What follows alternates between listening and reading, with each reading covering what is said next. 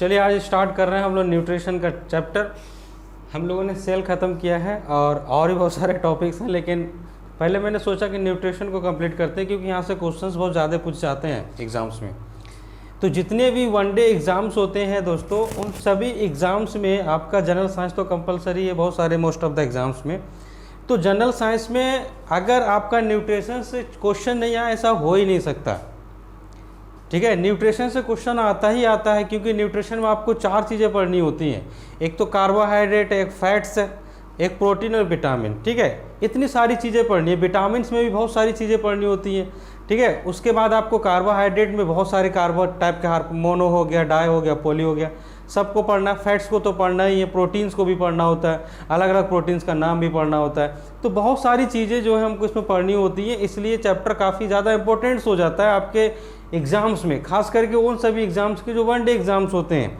ठीक है, और जो आपके हायर जैसे कि यूपीपीसीएस हो गया, उन सब में तो पूछा ही जाता है, लेकिन इन सभी एग्ज़ाम्स में भी बहुत ज़्यादा पूछा जाता है। जैसे अभी आपके कौन कौन एग्ज़ाम्स पोस्टपोन्ड हुए, एक आपका जूनियर का एग्ज़ाम था वो पोस्टपोन्ड हुआ है, उसमें भी एग्ज़ाम्स में आते हैं बहुत सारे। उसका पूरा सिलेबस है, उसमें तो क्वेश्चन आएगा ही आएगा। यूपी टेट है आपका, एस्टेट और सुपर टेट है, जितने भी यूपीएसआई का एग्ज़ाम है, जितने भी चैप्टर्स हैं जिनमें ये, जितने भी एग्ज़ाम्स हैं जिनमें ये चैप्टर्स आपके इंक्लूडेड है, हर एक एग्ज़ाम्स में यहाँ से क्वेश्चन आते ही आते, तो बहुत ज़्यादा इंपॉर्टेंट्स हैं। तो मैं क्या करूँगा, जितनी चीज़ें इंपॉर्टेंट्स हैं सिर्फ उन्हीं चीज़ों को आपके साथ डिस्कस करने वाला हूँ।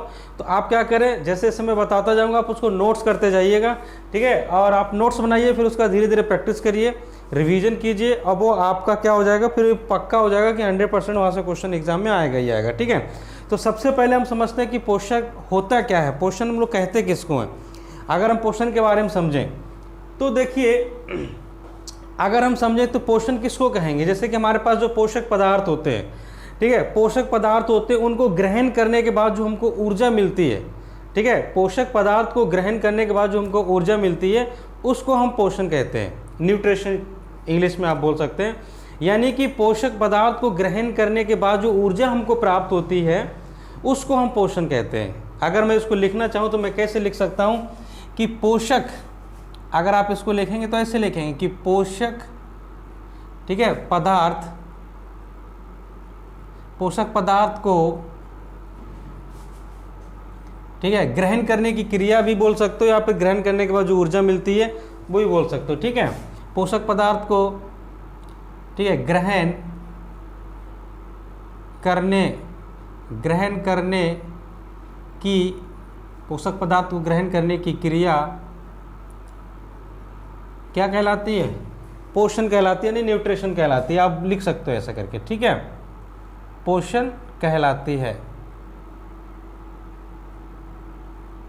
ठीक है गाइस, ठीक है, क्योंकि मैं समझा रहा हूँ थोड़ा स्लो चलूँगा। अगर आपको स्लो वीडियो लगे तो वीडियो को फास्ट करके आप देख सकते हो। ठीक है, वो आपके ऊपर है, वीडियो की स्पीड को कम ज़्यादा करके आप देख सकते हो।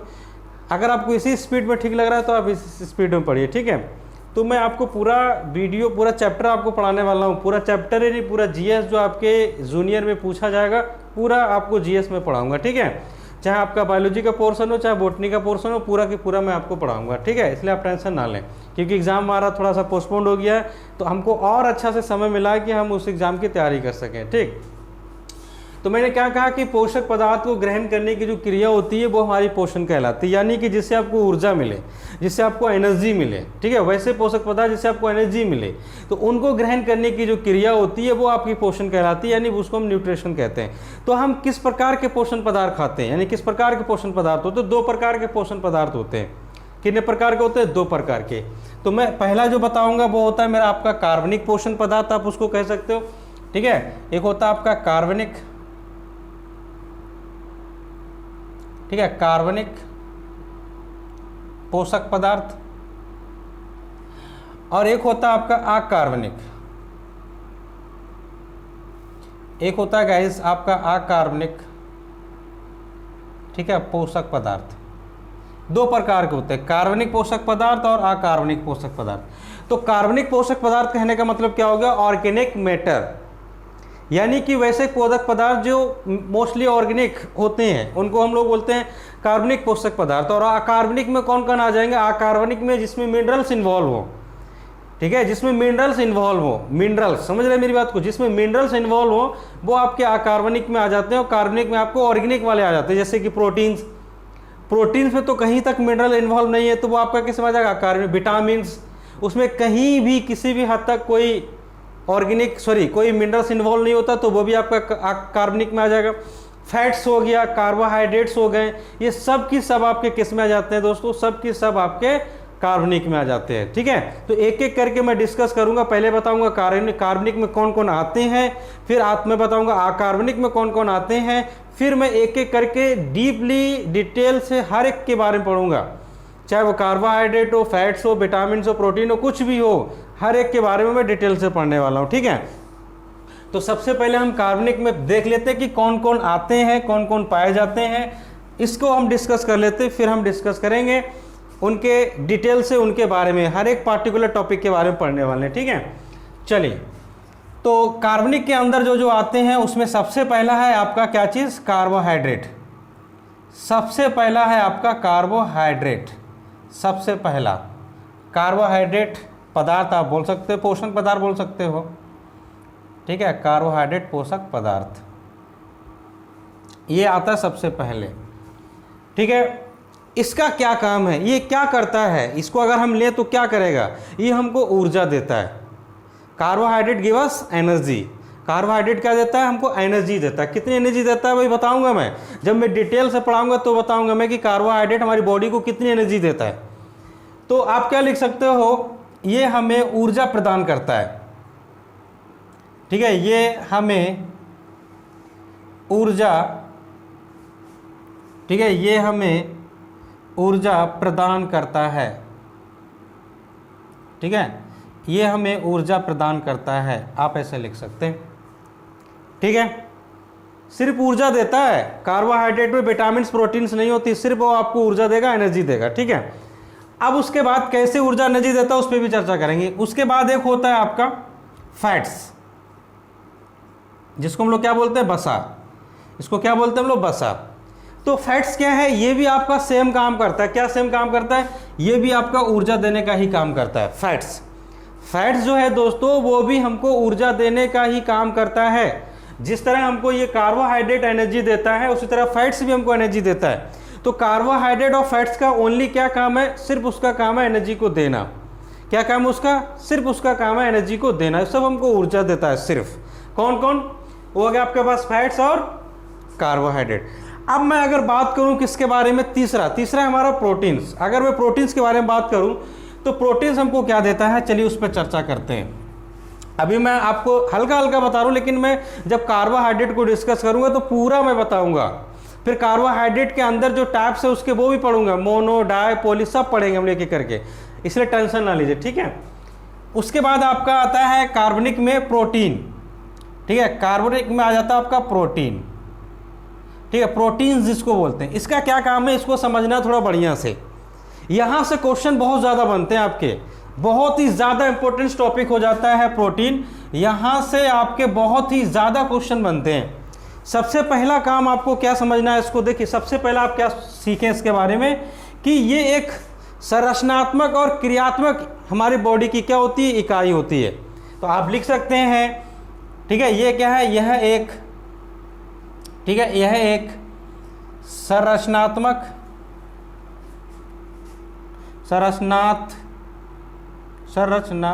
ठीक है, संरचनात्मक तथा कार्यात्मक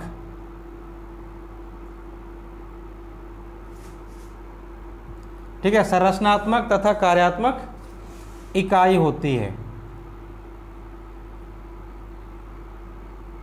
ठीक है, इसको आप याद रखेंगे। संरचनात्मक तथा कार्यात्मक क्या होती है, इकाई होती है। तो संरचनात्मक कहने का मतलब क्या हुआ, किसी चीज की संरचना करता होगा। हाँ, 100% किसी चीज की संरचना करती है। तो प्रोटीन से किसकी संरचना होती है वो मैं आपको बताता हूं। प्रोटीन से नए नए सेल का निर्माण होता है, यानी कि ये सेल के निर्माण करता है। किसका निर्माण करता है, सेल का। किसका निर्माण करता है, सेल का। प्रोटीन से नए नए सेल्स का निर्माण होता है। प्रोटीन जो होती हैं वो हमारे सेल क्या करती है, हमारे से कोशिकाओं का निर्माण यानी कि सेल का निर्माण करती है। ठीक है, जैसे कि मैंने आपको बताया, तो निर्माण संरचना कहने का मतलब क्या हुआ, किसी के संरचना मतलब किसी को बनाना, बनाना मतलब किसका, प्रोटीन का निर्माण, यानी कि सॉरी सेल का निर्माण। किसका निर्माण करती है, सेल का निर्माण।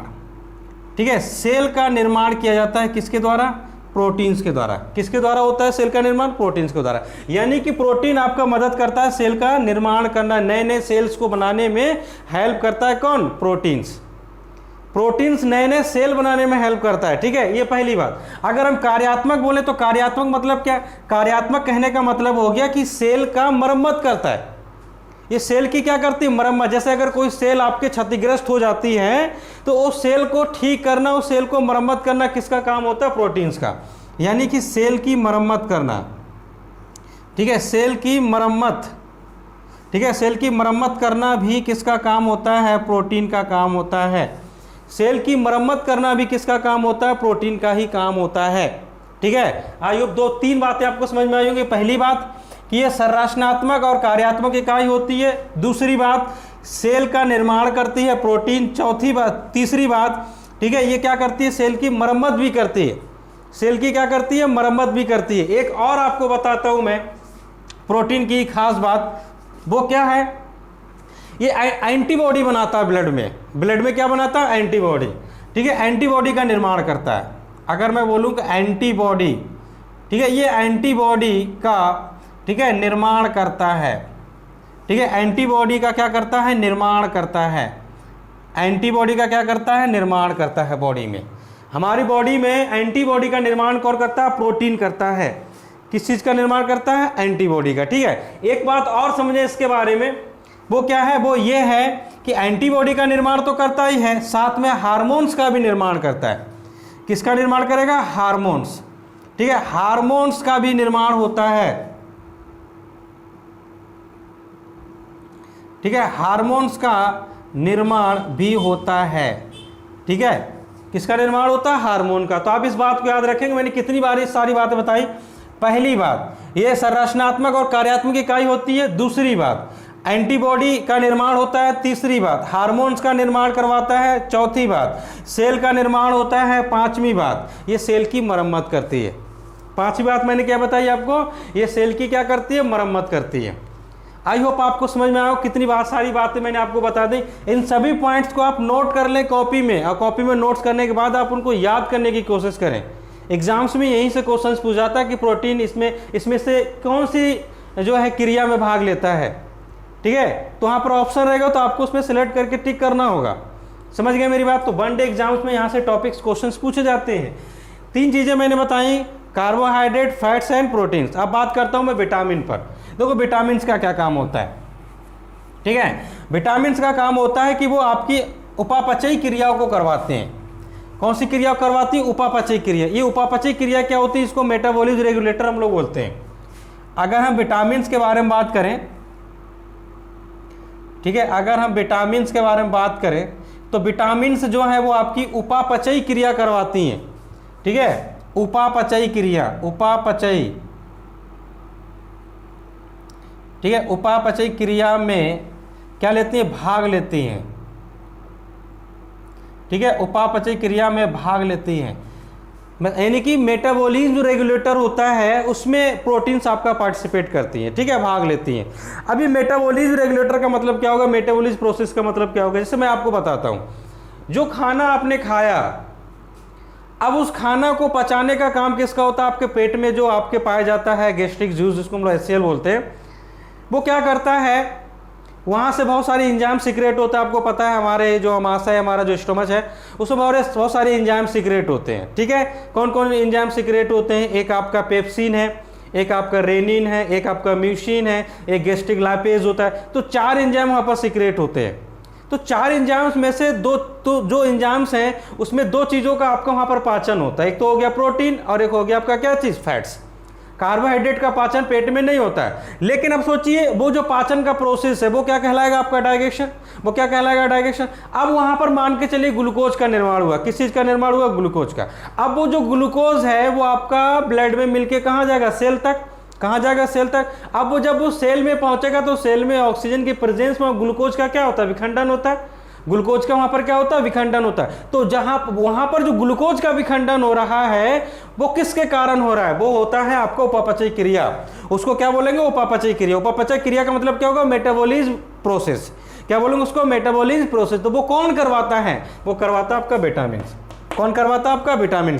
खाना का पचना, डाइजेशन वो अलग चीज हो गया, खाना का पचना डाइजेशन वो अलग चीज है, लेकिन सेल में जाकर के ग्लूकोज का विखंडन होना, ऑक्सीजन के प्रेजेंस में एटीपी का निर्माण करना, वो आपका प्रोसेस किसको बोलते हैं हम लोग, उसको उपापचय क्रिया या फिर मेटाबॉलिज्म रिएक्शन उसको कहेंगे दोस्तों हम लोग, ठीक है।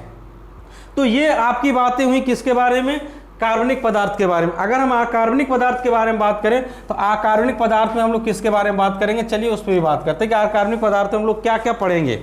अगर हम अकार्बनिक पदार्थ के बारे में बात करें तो हम क्या क्या पढ़ने वाले हैं, ठीक है। चलिए देखिए, तो सबसे पहला जो होगा वो जो हम पढ़ेंगे अकार्बनिक पदार्थ में वो होगा मेरा खनिज लवण। क्या होगा, मेरा खनिज लवण, ठीक। सबसे पहला जो होगा वो मेरा खनिज लवण होगा, हम लोग खनिज लवण को पढ़ेंगे। किसको पढ़ेंगे, खनिज लवण।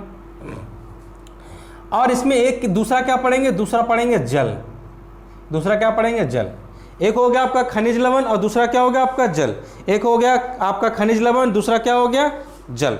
तो इनका क्या काम है बॉडी में, इनका क्या काम है, इनका भी वही काम है जो विटामिन का काम था। क्या वही काम है सर, ये आपकी उपापचयी क्रियाओं का निर्धारण करते हैं। किसका निर्धारण करते हैं, उपापचयी क्रियाओं का निर्धारण करते हैं, ठीक है। ये हमारी बॉडी में उपापचयी, ठीक है, उपापचयी क्रियाओं, ठीक है, उपापचयी क्रियाओं का निर्धारण करते हैं, ठीक है। उपापचयी क्रियाओं का क्या करते हैं, निर्धारण करते हैं। बाकी हम खनिज लवण में बहुत सारी चीज़ों को पढ़ेंगे, बात करेंगे, जब टॉपिक को हम डिस्कस करेंगे तो बहुत सारी चीज़ों के बारे में हम बात करेंगे दोस्तों, ठीक है। चलिए आइए आगे बढ़ते हैं। अब हम पढ़ेंगे एक एक करके, जैसा कि मैंने बताया था कि हम हर एक टॉपिक को डिस्कस करेंगे। तो सबसे पहले जो हम पढ़ने वाले हैं वो है हमारा कार्बोहाइड्रेट, ठीक है। सबसे पहले जो पढ़ेंगे वो है हमारा कार्बोहाइड्रेट। तो आइए कार्बोहाइड्रेट के बारे में बात करते हैं। तो सबसे पहले हम लोग कार्बोहाइड्रेट के बारे में जिक्र कर लेते हैं। पहले कार्बोहाइड्रेट पढ़ेंगे, फिर जो है हम आगे हमारा फैट्स आएगा उसको भी डिस्कस करेंगे, ठीक है। तो सबसे पहले कार्बोहाइड्रेट पढ़ेंगे। चलिए आइए टॉपिक डाल लीजिए आप, कार्बोहाइड्रेट। कार्बोहाइड्रेट, ठीक है, कार्बोहाइड्रेट। तो सबसे पहले क्या बात करेंगे इसके बारे में कि कार्बोहाइड्रेट है क्या। सबसे पहले बात करेंगे कि कार्बोहाइड्रेट है क्या। तो ये एक कार्बनिक पदार्थ है। क्या ये कार्बनिक, सबसे पहली बात जो आप लिखेंगे वो लिखेंगे क्या कि ये एक कार्बनिक, ठीक है, कार्बनिक पदार्थ होता है दोस्तों, ठीक है, कार्बनिक पदार्थ है। क्या है ये, कार्बनिक पदार्थ है। और कार्बनिक पदार्थ में जनरली क्या पाए जाते हैं वो मैं आपको बताता हूं। जितने भी कार्बनिक पदार्थ होते हैं उसमें 3, ठीक है, जितने भी कार्बनिक पदार्थ हो मोस्ट ऑफ द तो आपके हाइड्रोजन और कार्बन ही इन्वॉल्व होता है, लेकिन इसमें ऑक्सीजन भी, ठीक है, पाया जाता है। तो हम लोग यहाँ पर किसके बारे में बात करेंगे, कार्बन, ठीक है, हाइड्रोजन और ऑक्सीजन। कार्बन, हाइड्रोजन और ऑक्सीजन, यानी कि जितने भी कार्बनिक पदार्थ हैं उसमें कार्बन, हाइड्रोजन और ऑक्सीजन। लेकिन जब हम कार्बोहाइड्रेट के बारे में बात करते हैं, तो कार्बन, हाइड्रोजन और ऑक्सीजन, कार्बन, हाइड्रोजन और ऑक्सीजन का जो कॉम्बिनेशन होता है या फिर उनका जो रेशियो होता है जो वो कार्बोहाइड्रेट में पाए जाते हैं, कार्बन, हाइड्रोजन और ऑक्सीजन जिस रेशियो में कार्बनिक पदार्थ में पाए जाते हैं, यानी कि जिस रेशियो में कार्बोहाइड्रेट में पाए जाते हैं, उसका वैल्यू क्या होता है, इनका वैल्यू होता है 1:2:1। क्या होता है, 1:2:1, ठीक है। आप क्या लिखेंगे, आप लिखेंगे कि carbon, hydrogen and oxygen carbohydrate में 1:2:1 के रेशियो में पाए जाते हैं। मेरी बात को फिर सुनिए ध्यान से, मैंने क्या कहा, मैंने कहा सबसे पहले तो आप क्या लिखेंगे कि ये कार्बनिक पदार्थ है, फिर लिखेंगे आप इसमें कार्बन, हाइड्रोजन और ऑक्सीजन पाया जाता है। और कार्बनिक पदार्थ में यानी कि कार्बोहाइड्रेट्स में कार्बन, हाइड्रोजन और ऑक्सीजन का रेशियो 1:2:1 होता है, 1:2:1 होता है। इस बात को भी आप लिख लें कि कार्बोहाइड्रेट में जो कार्बन, हाइड्रोजन, ऑक्सीजन होता है उसका रेशियो 1:2:1 होता है। अगर मैं एक एग्जाम्पल के तौर पे बात करूं तो आप एग्जाम्पल जैसे कि अगर आप देख रहे हैं तो C6H12O6, इसका ऑर्गेनिक नाम भी आप जो है लिख करके भेजें। इसका कॉमन नेम जो है वो आप हमारे कमेंट बॉक्स में आप जरूर लिख के भेजें कि इसका जो कॉमन नेम है वो क्या है, पुकारू नेम, ठीक है। अगर आप यहाँ पर कार्बन, हाइड्रोजन और ऑक्सीजन का रेशियो के बारे में बात करेंगे तो 6:12:6। अगर आप 6 को काटेंगे तो 1:2:1, इस रेशियो में ही आ गया। देखिए, आप देखना चाह रहे थे कि कार्बन और हाइड्रोजन आपका किस रेशियो में पाया जाता है, ऑक्सीजन के साथ 1:2:1 के रेशियो में पाया जाता है दोस्तों। ठीक है, जैसा कि मैंने आपको बताया था कि कार्बोहाइड्रेट हमारी बॉडी को कितनी ऊर्जा देता है, कार्बोहाइड्रेट हमारी बॉडी को कितनी ऊर्जा देता है, ये मैंने आपको बताया। तो कार्बोहाइड्रेट जो है वो हमारी बॉडी को, ठीक है, कितनी ऊर्जा देता है मैंने उस समय ही बताया था आपको। तो कार्बोहाइड्रेट जो है वो हमारी बॉडी को 70%, ठीक है, 70% क्या प्रदान करता है, ऊर्जा प्रदान करता है दोस्तों। ठीक है, 70% ऊर्जा देता है। ठीक है, 70% ऊर्जा देता है। कौन देता है भाई, कार्बोहाइड्रेट। ठीक है, कार्बोहाइड्रेट आपको 70% ऊर्जा देता है। कार्बोहाइड्रेट आपको 70% क्या देता है, ऊर्जा देता है। इसको भी आप लिख लें, कार्बोहाइड्रेट हमको 70% ऊर्जा देता है। ठीक है, नेक्स्ट पे अगर हम बात करें तो नेक्स्ट ये होता है कि कार्बोहाइड्रेट तो आपको 70% ऊर्जा दे रहा है। अगर मैं बात करूं कि 1 ग्राम कार्बोहाइड्रेट अगर हम खाते हैं तो हमको कितनी ऊर्जा मिलेगी। अगर हम 1 ग्राम कार्बोहाइड्रेट खाते हैं तो हमको 4.2 किलो कैलोरी, ठीक है, 4.2 किलो कैलोरी ऊर्जा मिलती है। और ये आपका क्या है, ये आपका बहुत ज़्यादा इंपॉर्टेंट है, आप इसको याद रखेंगे। बहुत ही ज़्यादा, मैं बोलूँगा ना, वेरी वेरी इंपॉर्टेंट है ये टॉपिक। ये तो आपका वेरी वेरी इंपॉर्टेंट है, इसको तो आप याद ही रखें। क्यों? क्योंकि ये आपके एग्जाम में आता ही आता है, पूछता, बहुत ज़्यादा पूछा गया है और इनकमिंग एग्जाम्स में बहुत ज़्यादा पूछने की चांसेस भी हैं। जितने वनडे एग्जाम्स होते हैं दोस्तों, हर एक वनडे एग्जाम में इस टॉपिक से रिलेटेड क्वेश्चंस पूछने के बहुत ज़्यादा चांसेस होते हैं, बहुत ही ज़्यादा चांसेस होते हैं, बहुत ही ज़्यादा चांसेस होते हैं दोस्तों। ठीक है, इसलिए आप क्या करें, इसको तो आप बढ़िया से जैसे जैसे मैंने बताया आप नोट करें और उसको याद रखें। ठीक है, एक चीज़ और मैं आपको बताता हूँ, वो क्या है कि जो कार्बोहाइड्रेट है, जो कार्बोहाइड्रेट हमने लिया, हमको कितना परसेंट एनर्जी दी, इसने 70% एनर्जी दी। कितनी प्रतिशत एनर्जी, 70%। एक क्वेश्चन और पूछा जाता है कि कार्बोहाइड्रेट कोशिका निर्माण में कितना एनर्जी प्रोवाइड करता है। तो कोशिका निर्माण में अगर हम बात करें, यानी कि सेल का जो निर्माण होता है, कोशिका निर्माण में अगर हम बात करें कि कितना प्रतिशत एनर्जी जो है ये देता है, किसको, कोशिका निर्माण में कितना प्रतिशत एनर्जी जो है कार्बोहाइड्रेट का यूज किया जाता है, तो इसका आंसर है 1%। कितना प्रतिशत, 1%। यानी कि कोशिका निर्माण में मात्र 1% एनर्जी का उपयोग किया जाता है। कार्बोहाइड्रेट की 1% एनर्जी का उपयोग किया जाता है किसमें, कोशिका निर्माण में। किसमें दोस्तों, कोशिका निर्माण में। किसमें दोस्तों, कोशिका निर्माण में। आप इस बात को याद रखेंगे। ठीक है, चलिए अब मैं बात करता हूँ थोड़ा सा कार्बोहाइड्रेट के टाइप्स के बारे में, आपको बता देता हूँ कि कार्बोहाइड्रेट के टाइप्स क्या क्या होते हैं।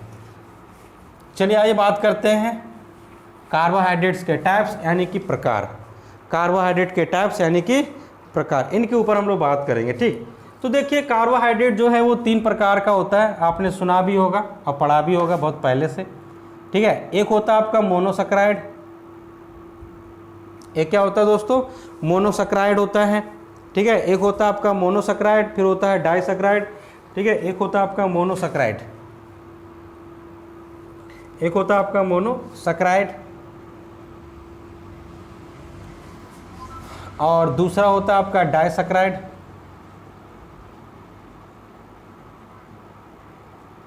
ठीक है, और एक होता है पॉलीसैकराइड।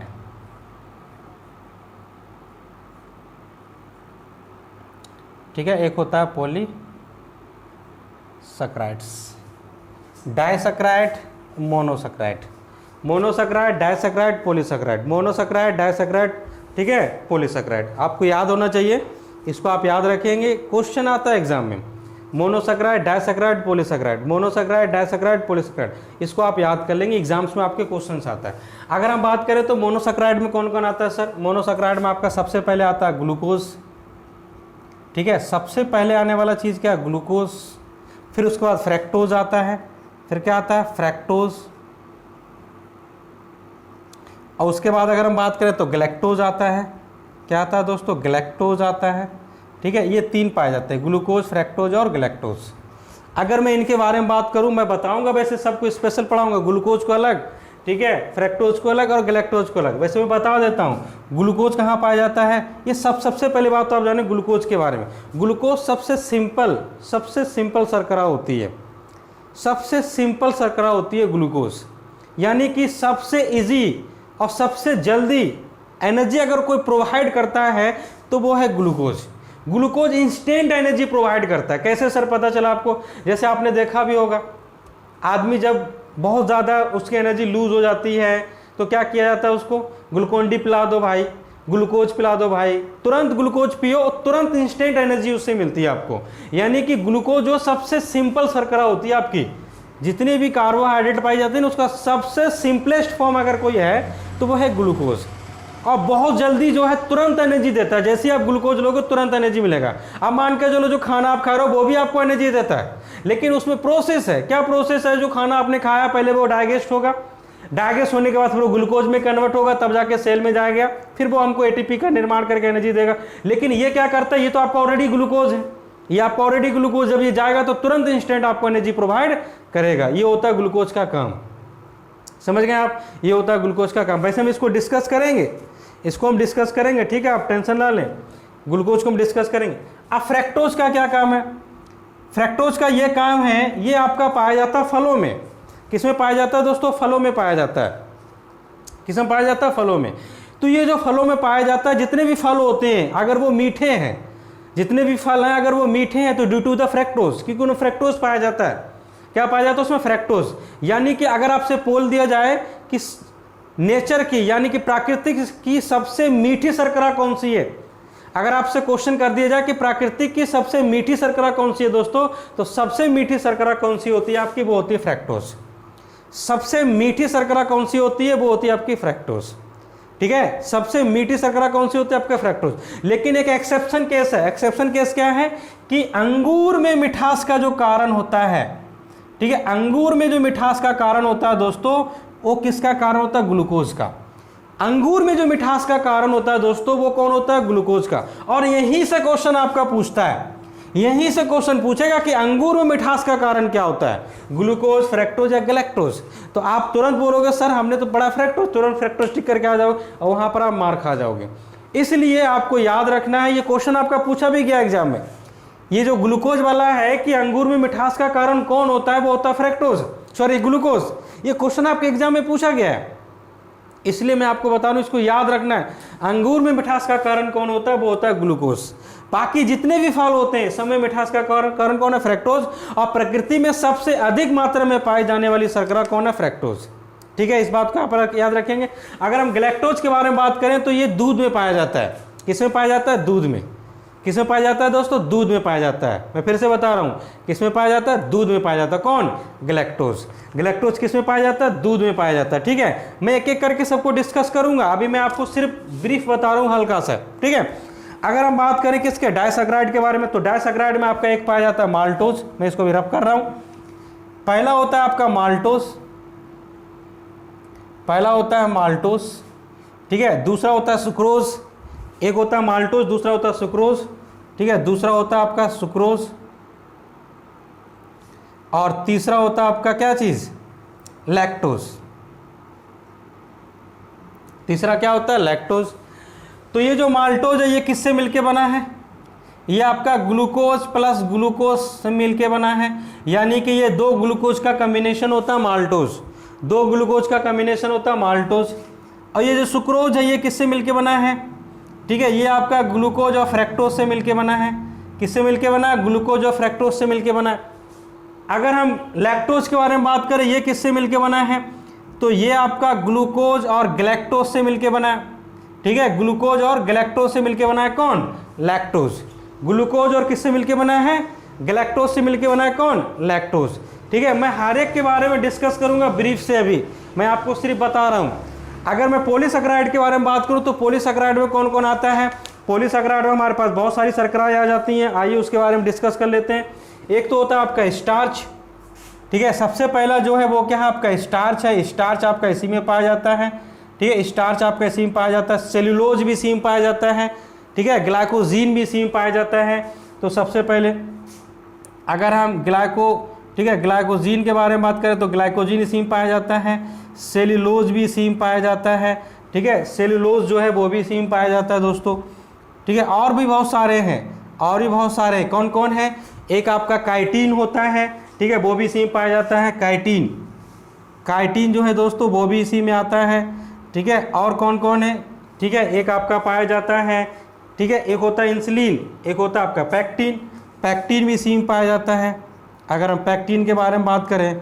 और एक होता है आपका इंसुलिन, ठीक है, एक होता है आपका इंसुलिन, ठीक है, एक क्या होता है? इंसुलिन, ये भी इसी में पाया जाता है। तो इन सब के बारे में हम चर्चा करेंगे एक एक करके, ठीक है, इन सब के बारे में एक एक करके चर्चा करेंगे। सबसे पहले समझेंगे ग्लूकोज को, फिर समझेंगे फ्रक्टोज को, फिर समझेंगे ग्लैक्टोज को, फिर माल्टोज, फिर सुक्रोज, फिर लैक्टोज, फिर स्टार्च, फिर क्या बोलते हैं, ग्लूकोजिन के बारे में समझेंगे। फिर समझेंगे हम लोग किसके बारे में?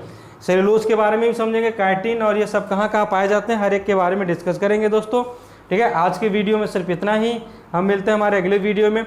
अगर आपको वीडियो समझ में आता है तो प्लीज़ वीडियो को लाइक शेयर कमेंट जरूर करें और अपने इस भाई को सपोर्ट करें। प्लीज़, मुझे आप लोगों की मदद की बहुत ज़रूरत है, आप मेरे वीडियो को ज़्यादा से ज़्यादा शेयर करें, please please please. Thank you, धन्यवाद।